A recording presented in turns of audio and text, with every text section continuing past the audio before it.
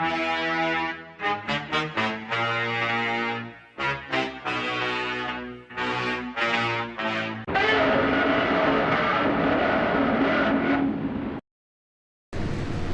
everybody and welcome to the guide for ship bombing with a plane in realistic battle.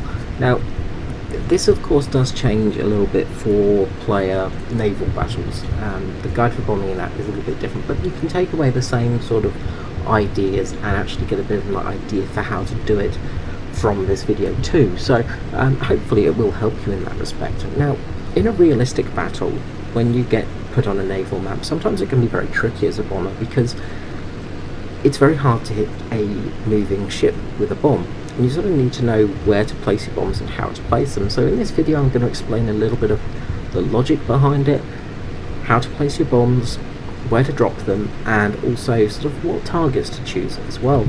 So first of all, we're just going to start off here in the actual as we start off basically. So we started off with our usual air spawn, and we've got two 15,000 kilogram bombs, I think they are, or 18,000 kilogram bombs. I've forgotten which ones they are. My brain comes out. I think it's 15,000 kilogram. Anyway, very big bombs on board. So choosing a target. Well, first of all, what we would do is we would press our map for the information. So we've got our map here. Now, what we can see is the aircraft carriers are moving in this direction. They're moving on this line. There's the heavy landing craft, and then there's also a lot of ships in this area, which include a battleship. Now, battleships are not very good targets because they're quite hard to hit. Also, they have a lot of AAA guns. Areas around like cruisers as well. If we glance down to the actual picture, you'll see just that sort of area there. They have a lot of anti-aircraft guns, especially low altitude. The Ju-88 just there is actually flying quite low and close to the naval landing craft. And the problem for that is you're going to get hit by quite a lot of AAA. So my decision for target is going to be a aircraft carrier. Now I'm not sure exactly how much TNT I need to destroy one.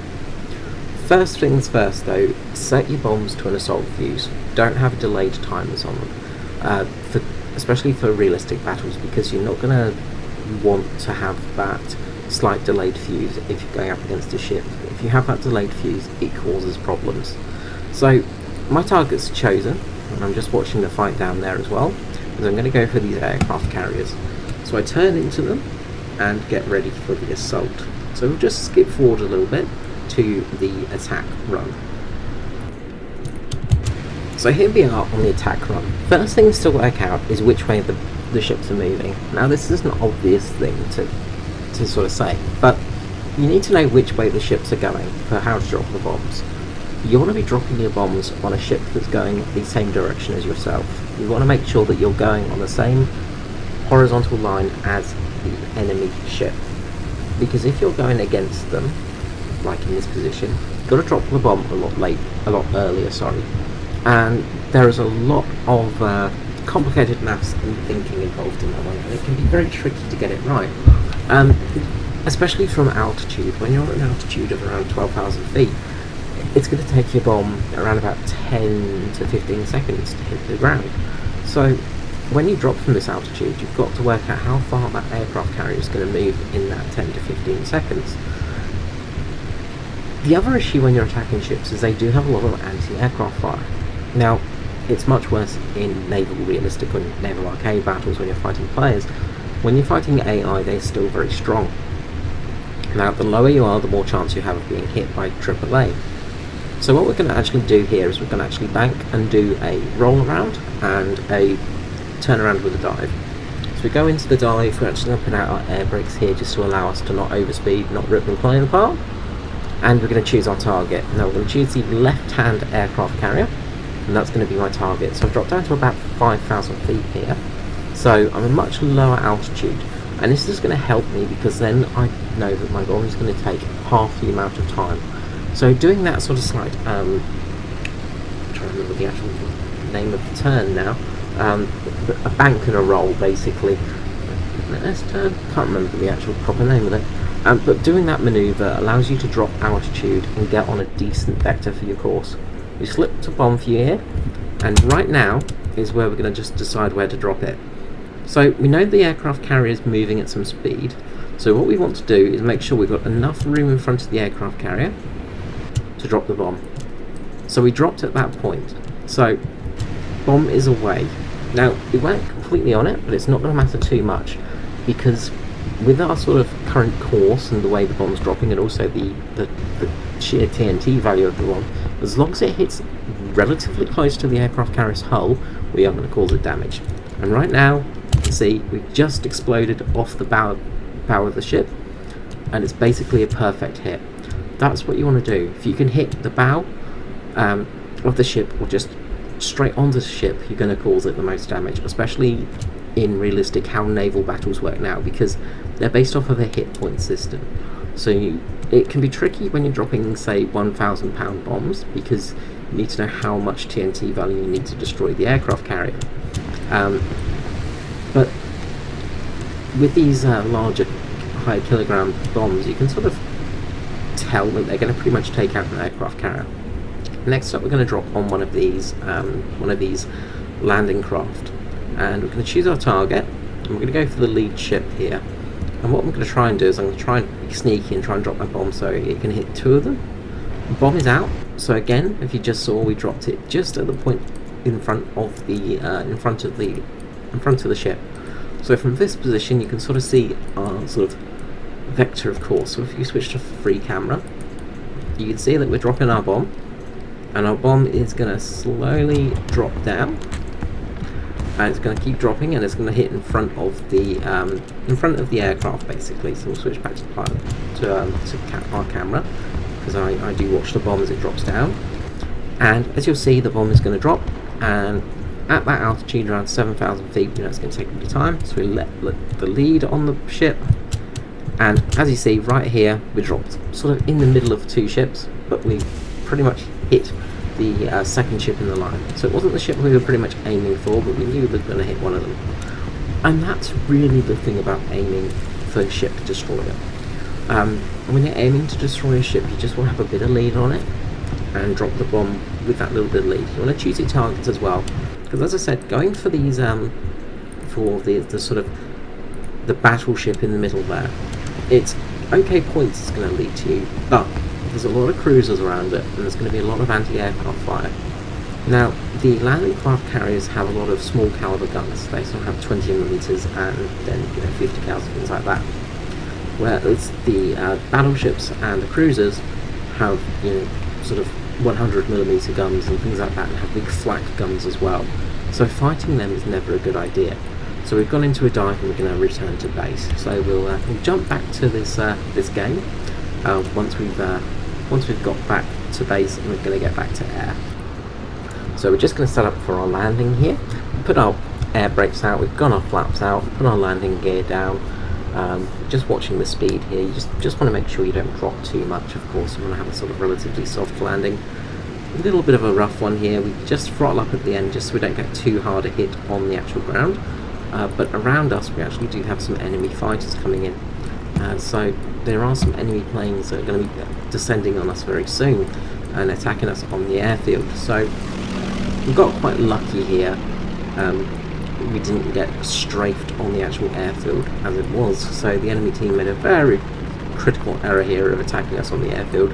I actually do switch to gunner view in a moment just to take out the plane. But one thing I want to do before we do that is I just want to show the lovely detail of this plane, because I love this so much. They've actually got the actual ladder and proper opening underneath underneath one of the gunners there, the actual opening for the plane, and you can see that the actual floor here is actually the gunner's seat and rest point. So yeah, just a really neat little feature there, and just that little bit of detail that guys can do so well, and that's why sometimes it's so frustrating.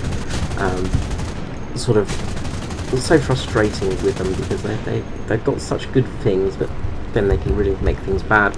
Anyway, just as we're on the airfield here, once you've landed, you can actually J out and change your munition loader. So if you're going for, say, some smaller targets like the smaller landing craft ships or smaller ships in general, you can change to a slightly lighter loadout, so change your bombs and things like that. So right now we're actually going to chase down this P-47 and do a little bit of a dogfight with it. So a bit of fun here actually. It's not very often you get to dogfight in a bomber, but sometimes it happens. Now luckily we actually know we're going to be faster than this P-47 in flat, so one of the good things about the Ju-88 is it does have a lot of speed, but we've just got to watch behind us as well, because there are a couple of enemy fighter planes around, and you can see there's an F4U above us, so we have to be careful of that one because it's probably going to dive on us any moment soon. So keep an eye on our surroundings, and we can see that F4U is coming in, so we're just going to switch to our guns, try and just make it just chase him off a little bit, and you can see that he's actually not really going for us, which means he could be out of ammunition, or trying to make us crash, which he nearly does because we were busy fighting him and not actually looking at our surroundings. So we jump back to the gunner view to try and take out this P-47. We get a couple of good little hits on him, but nothing major. But right now we've got to get into basically a dogfight with him. We're turn fighting a P-47. We just don't want to get in front of him, obviously, because we don't want those 50 cals hitting us. So we've got to effectively turn fight him. But this is also going to bleed off speed from him, and it looks like he's definitely got some damaged cooling, and he could have a damaged engine as well, especially because he is so slow at the moment. So we're going to get in a turn fight with him just to bleed off some speed from him, and we're going to use our superior engine power to try and keep ourselves afloat. Now unfortunately the AI gunners are not always completely accurate, so frustratingly right here, you know, we're very close and our gunners can't aim for jack diddly squat. But you'll see me here switching to gunner views and things like that just to keep him in check, but he crashes into a house and we are done, we are out of there. So now it's our job to go and focus on dropping some more bombs, so we'll skip ahead for that. So again, as I said before, just picking your targets is really important. Now I'm just watching behind me just in case anybody does drop in behind me, but I'm also heading towards, just heading away from the main fleet, just so I can get behind them. Now there is a, looks like some form of transport ship here, but it's not really flashing up on the map, so I don't know if it's really worth anything worth going for. So just keeping an eye on the fight behind me, and just keeping an eye on things around me as well.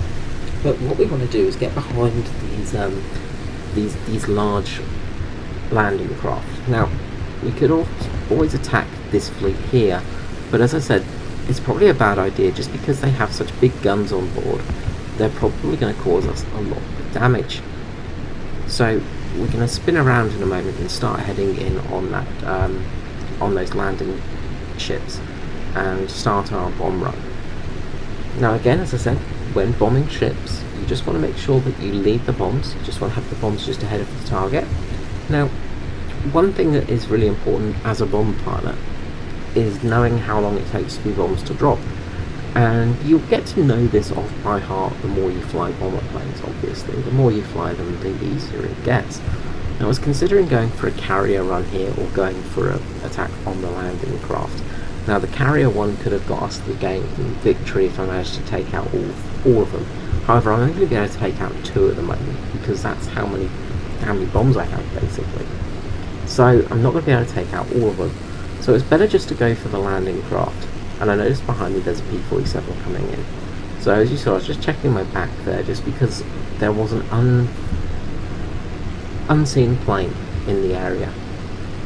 And we did find that P-47 there.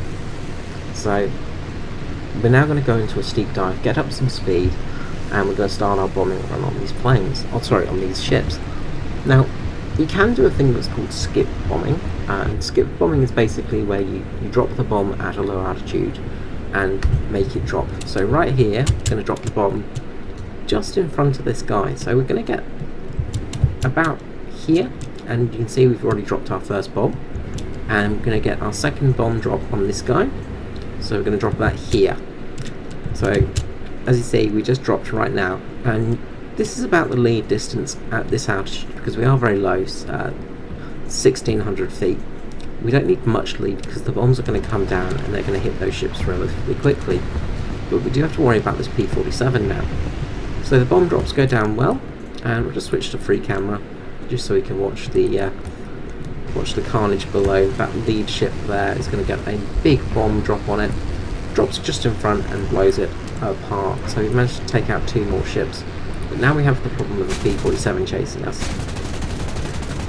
Now, this guy was sort of, he obviously had some ammunition left. I don't know if he was running low or anything like that, but he was shadowing us, and he was sort of shadowing us at a low altitude.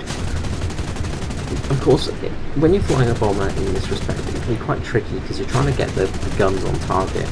Now, you can rely on your AI gunners, but the trouble is they don't always shoot to a set distance. They usually only start firing around about 5,000 to 6,000 sort of meters away from you. So what we're trying to do here, if I just pause it for a second right here, is we're actually just firing a sort of arc around this guy. So you'll just sort of see the shells just flying down here, and we're just trying to get them to fall in front of this guy. So at the moment we're quite far behind, but we can watch the ground and see whereabouts our shots are landing. We want to make sure we start landing in front of this P-47. So what we can do, because of the joy of replays, is we can actually jump on board this guy, and we can see how these shots are coming. So as you can see, I'm just firing some shots here, just to sort of trying to get my eye in. Now when you're getting your eye in with shots, you just want to basically fire short bursts, just because you don't want to use up all your ammunition. But with our, I think this would probably be with our slightly smaller caliber guns, our 13mm machine guns, we've actually got the shot in perfectly. So as you can see here, we've got the 2 13mm machine guns firing as well. And what's happened is we've just caught him with a incendiary round. Now our 20mm is missing, but our 13mm were hitting. So perfect hit, he's on fire, and he's burning, and he's dead. And that is that game over and done with. So we get the finish, we get the kill, and we get the victory. So that's how you do some ship bombing, and how you sort of win a game with just some shooting. So I do hope you found this interesting. We'll just jump to the post-game results screen now for you. Okay, so the end of the match there, we got a really good game there, and actually some good hits there as well on naval targets. It's always tricky bombing naval targets with standard bombs. It's something that does take a lot of practice, and you do need to sort of know what you're doing. But I do hope this this little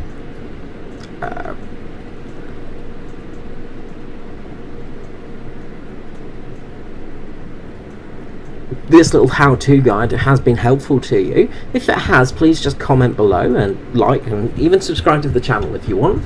I will do some more bombing tutorials. I have done some in the past. Now, they are a little bit old now. They are from quite a few patches ago, so things have changed and things have moved on.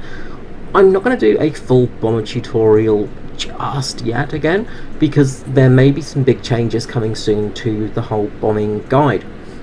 So one thing just to remember with new bases, there are actually, I think it's 5.0 onwards, or I'm just trying to think now, because what are we're 5.3, so I think it's 6.0 plus. The bases are basically, it could be 5.0 or 6.0. Basically the bases require a much higher yield of TNT. It'll actually take two of the large 1,500 kilogram bombs to take out a base, so you do need a lot more TNT to take out those bases now. So just keep an eye on that sort of thing, because yeah, there's some things in the works and things in changing for bombers, so I'll go into more details for that later. But just as we finished here, I'll just go over some of the things we got. We got naval double strike, so that's always nice. Ground force rescuer, final blow, last man standing, booyah, and of course rogue wave, which is where you destroy the most AI ships. So really good score there. So also some good money as well from that. You do get a really good bonus for destroying a carrier. CVs are actually worth a little bit more, I think, in points value overall, so that's always useful. And of course that nice kill at the end of the P-47 is always nice too. If we look at the player statistics, of course, we're first, and we almost end up with 3,000 points for the score. Good game by the enemy team, but we obviously played better. And just those awards again. So some good money made from those. Last man standing, of course, giving a nice little bit of extra money too, so that's always nice. So very happy with that game. It went really, really well, and I do hope that you found this tutorial very, very useful. Alright guys, until next time, this is me, Screwzilla, Carl, out. Bye-bye.